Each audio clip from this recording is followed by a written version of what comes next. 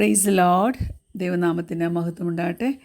എന്നെ കേൾക്കുന്ന എല്ലാ പ്രിയപ്പെട്ടവർക്കും വേമ്പെന്ന കർത്താവായ യേശു ക്രിസ്തുവിൻ്റെ നാമത്തിൽ ഞാൻ എൻ്റെ സ്നേഹവന്ദനങ്ങൾ അറിയിക്കുന്നു. ദൈവമക്കളെ, ഏതെങ്കിലും ഒരു വിഷയത്തെ ചൊല്ലി ഭയപ്പെട്ടാണോ ഇപ്പോൾ ഈ ഡിവോഷണൽ സ്റ്റഡി കേൾക്കുന്നത്? ആ ഭയത്തെ ഒന്ന് പുറകോട്ടെറിഞ്ഞിട്ട് വിശ്വാസത്തോടെ നിനക്കൊന്ന് മുന്നോട്ട് പോകാമോ? ഏത് അഡ്വഞ്ചറാണേലും കുഞ്ഞെ, അതിനെ ഒന്ന് എംബ്രേസ് ചെയ്യാൻ നീ ഒന്ന് റെഡിയാകുക. നല്ലവനായ ഒരു ദൈവത്തെ അല്ലേ നാം സേവിക്കുന്നത്? അവനിലുള്ള നിൻ്റെ വിശ്വാസത്തെ നീ ഒന്ന് ബലപ്പെടുത്തിയെടുക്കുക. എന്നിട്ട് കംപ്ലീറ്റായിട്ട് അവനെ ട്രസ്റ്റ് ചെയ്യുക. നീ പ്രതീക്ഷിക്കാത്ത സാഹചര്യങ്ങളിൽ കൂടാണ് നീ പോകുന്നതെങ്കിലും ഞാൻ ഉറപ്പായി നിന്നോട് പറയട്ടെ, ഒരു ജോയ്ഫുള്ളായിട്ടുള്ള ഫ്രീഡം തരുവാൻ നമ്മുടെ ദൈവം ശക്തനാണ്. ഇന്ന് അല്പനേരത്തെ ചിന്തയ്ക്കായിട്ട് 1 തിമോത്തിയോസ് 6 അധ്യായം അതിൻ്റെ 12 വാക്യം.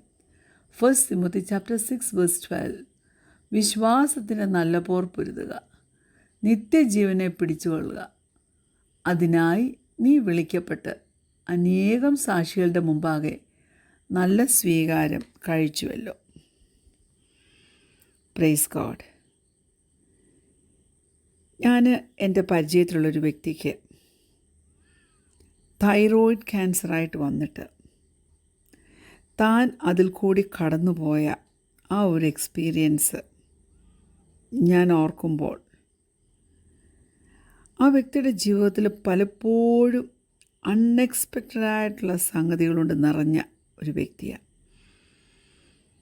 പക്ഷെങ്കിൽ പൂർണ്ണമായി ദൈവത്തിൽ സമർപ്പിക്കുന്നതും ആശ്രയിക്കുന്നതും, ഉച്ചത്തിൽ പ്രാർത്ഥിക്കാൻ പറ്റാത്ത സമയത്ത് തൻ്റെ ഹൃദയം കൊണ്ട് ദൈവസന്നിധിയിൽ തേങ്ങുന്നതും എല്ലാം എനിക്ക് ബോധ്യമുള്ളൊരു കാര്യമാണ്. എന്നാൽ ആ രോഗം തന്നെ കാർന്നു തിന്നുവാൻ താൻ അനുവദിച്ചില്ല, ദൈവവും അനുവദിച്ചില്ല. അൺഎക്സ്പെക്റ്റഡായിട്ടുള്ള സംഗതികൾ നമ്മുടെ ജീവിതത്തിൽ വരുമെന്നേ. പക്ഷേ നമ്മൾക്ക് അൺഎക്സ്പെക്റ്റഡ് ആണെന്ന് തോന്നുന്ന സംഗതികൾ ഓർക്കണേ, നമ്മുടെ യേശു അപ്പച്ചൻ അതൊരിക്കലും അൺഎക്സ്പെക്റ്റഡ് അല്ല. ദൈവത്തിനറിയാം നിൻ്റെ ജീവിതത്തിൽ താൻ അയക്കുന്ന ചിലതൊക്കെ നിന്നെ ഒന്നുകൂടെ അടുപ്പിക്കാൻ വേണ്ടിയാണ് അവനോട്. അതിനുവേണ്ടി ആ നല്ലവനായ ദൈവം വെയിറ്റ് ചെയ്യുക. പക്ഷെ നമ്മെ സംബന്ധിച്ച് എന്തു പറ്റും? ഭയം നമ്മളെ അങ്ങോട്ട് ചുറ്റിപ്പിടിക്കും. എന്തെങ്കിലും ഒരു ബാഡ് ന്യൂസ് കേട്ടാൽ ഭയം നമ്മളെ അങ്ങോട്ട് വിരിഞ്ഞു മുറുക്കും. എന്നിട്ട് അതിൽ നിന്ന് പുറത്തു വരാൻ കഴിയാതെ നാം കിടന്ന് കുഴയും. മനസ്സിനെ, ചിന്തകളെ നീ വിട്ടുകൊടുക്കരുത് കേട്ടോ. അൺനോണായിട്ടുള്ള ഫ്യൂച്ചറാണ് നീ ഫേസ് ചെയ്യുന്നത്, ഞാൻ സമ്മതിച്ചു. ഒന്നിൽ മരിക്കും, ഒന്നിൽ ജീവിക്കും. അങ്ങനെയുള്ളൊരു സിറ്റുവേഷനിൽ എത്തിയാലും ആയിരിക്കുന്ന ദിനം ക്യൂറബിളായിരിക്കും, അല്ലായിരിക്കും. എന്നാൽ ഡേഞ്ചറസ് ട്രാക്കിൽ കൂടാണ് പോകുന്നത്. അതെന്നെ ഡീറെയിൽ ചെയ്തൊരു ഡാർക്ക് സ്ഥലത്തേക്ക് കൊണ്ടുപോകും എന്നൊക്കെ നിനക്ക് തോന്നിയാലും കർത്താവിലൊന്ന് വിശ്വസിക്കാൻ ഏൽപ്പിച്ചു കൊടുക്കാമോ? നീ തന്നെ നിശ്ചയിക്ക്. നീ തന്നെ ആ ചോയ്സ് എടുക്ക്. Would I walk in fear or faith? ഏതിൽ നടക്കണമെന്നുള്ളത് നീ തന്നെ തീരുമാനിക്കുക.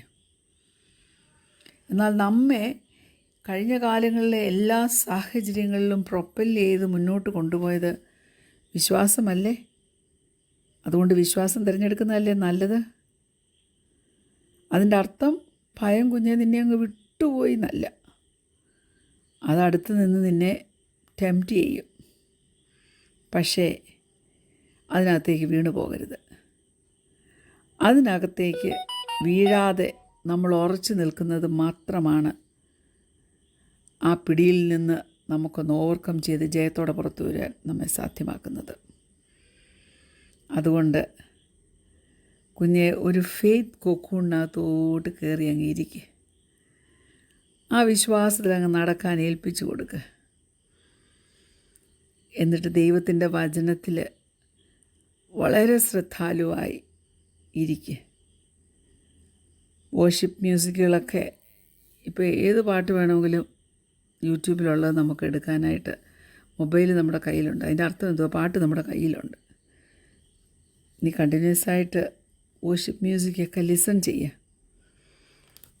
എന്നിട്ട് വിശ്വാസത്താൽ നിറവുള്ള ശബ്ദങ്ങളുണ്ടല്ലോ, ദൈവവചന ശുശ്രൂഷകളുണ്ടല്ലോ, ഏത് പെർട്ടിക്കുലർ സിറ്റുവേഷനിലും ഉള്ളത് കർത്താവ് സംസാരിച്ചുകൊണ്ടിരിക്കുന്നൊരു കർത്താവാണ്. അതുകൊണ്ട് കുഞ്ഞെ, നീ വിശ്വാസം സംസാരിക്കുക.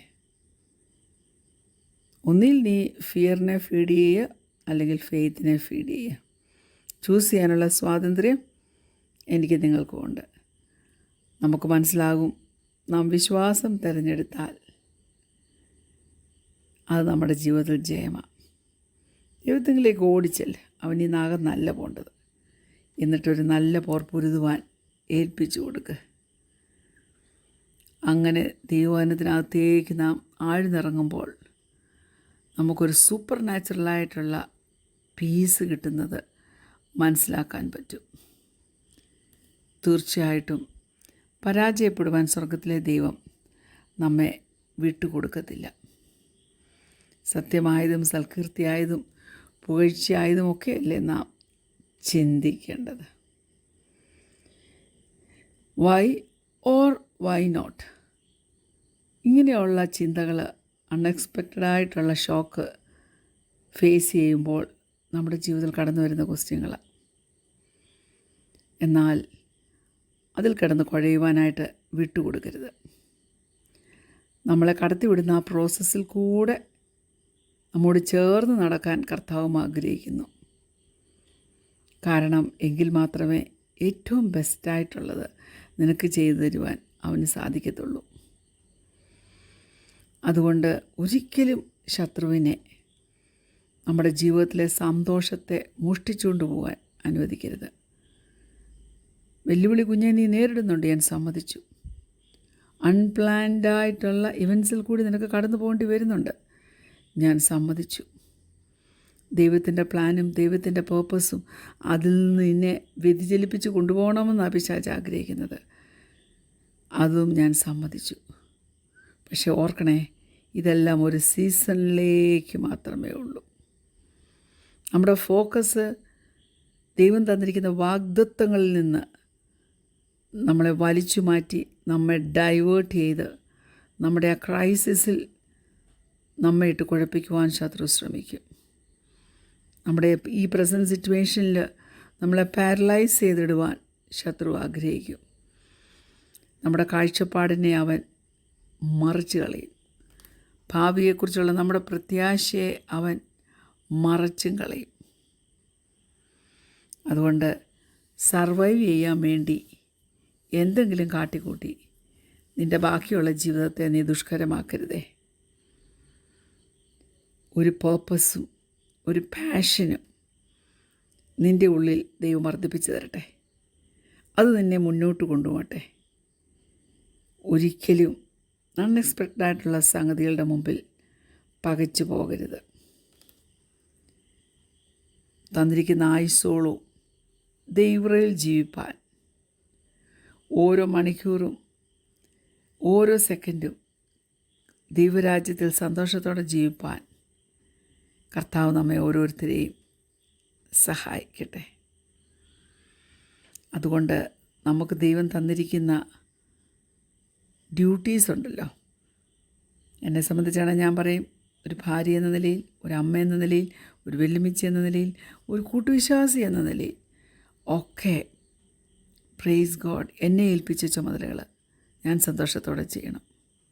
അതുപോലെ ദൈവമക്കളെ, നിങ്ങളെ ഏൽപ്പിച്ച ചുമതലകൾ ഒരു കാര്യവും നമ്മെ ഇമോഷണലി പരാജയപ്പെടുത്തുവാൻ അനുവദിക്കരുത്. ഇപ്പോഴത്തെ പ്രസൻറ്റ് സിറ്റുവേഷൻ നിന്നെ വേദനിപ്പിക്കരുത്. അതുകൊണ്ട് ദൈവം ഏൽപ്പിച്ച ചുമതലകൾ സന്തോഷത്തോടെ ചെയ്യുന്നതെല്ലാം ദൈവത്തിൻ്റെ മഹത്വത്തിന് വേണ്ടി തീർച്ചയായിട്ടും ദൈവം ജീവിതത്തിൽ ജയം തരും. ഓരോ നിമിഷവും കർത്താവിന് വേണ്ടി ജീവിക്കാനുള്ള വലിയൊരാഗ്രഹം അവൻ നമ്മുടെ ഹൃദയത്തിൽ വർദ്ധിപ്പിച്ചു തരും. മൊമെൻറ്റ് ബൈ മൊമെൻറ്റ് നമ്മുടെ മനസ്സിൽ വരുന്ന ചിന്തകളോട് നാം ഫൈറ്റ് ചെയ്ത് ജീവിക്കണം. കുഞ്ഞേ, നീ ദൈവത്തിൻ്റെ ഒരു പൈതലല്ലേ? അതുകൊണ്ട് please stay focused. God is with you. കണ്ണുകളടയ്ക്കാൻ നമുക്ക് പ്രാർത്ഥിക്കാം. ഞങ്ങളെ അതിവാത്സല്യമായി സ്നേഹിക്കുന്ന ഞങ്ങളുടെ നല്ല ദൈവമേ, സ്വർഗീയ പിതാവേ, നല്ല സമയത്തിനായിട്ട് ഞങ്ങൾ നിന്നെ സ്തുതിക്കുന്നു, സ്തോത്രം ചെയ്യുന്നു. ദൈവത്തിൻ്റെ കൃപയെ ഞങ്ങൾ ആശ്രയിക്കുന്നു. അപ്രതീക്ഷിതമായ സംഗതികൾ ഞങ്ങളുടെ ജീവിതത്തിൽ വരുമ്പോഴും ഞങ്ങളുടെ ദൈവത്തിനത് അപ്രതീക്ഷിതമല്ല. ഞങ്ങളുടെ വിളിയും തിരഞ്ഞെടുപ്പും ഒന്നുകൂടെ ഉറപ്പാക്കുവാൻ ഇങ്ങനെയുള്ള അൺഎക്സ്പെക്റ്റഡ് ആയിട്ടുള്ള സംഗതികളിൽ ഞങ്ങളെ ഇടയാക്കുമാറാണോ എന്ന് പ്രാർത്ഥിക്കുന്നു. പ്രാർത്ഥന ഘടനാൽ സ്തോത്രം യേശുവിൻ്റെ നാമത്തിൽ തന്നെ. ആമേൻ. Praise the Lord. God bless you all.